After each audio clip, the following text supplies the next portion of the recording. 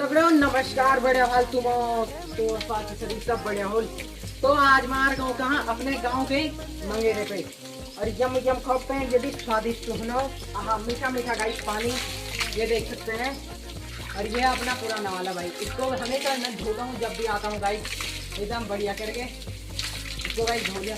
हाँ यमड़ो पेड़ ना दगड़ो फ्रिज भी झग मारो झग बता जो मैं फ्रिज हम झग मारो लो। हाँ यमड़ो पेड़ हाँ सच में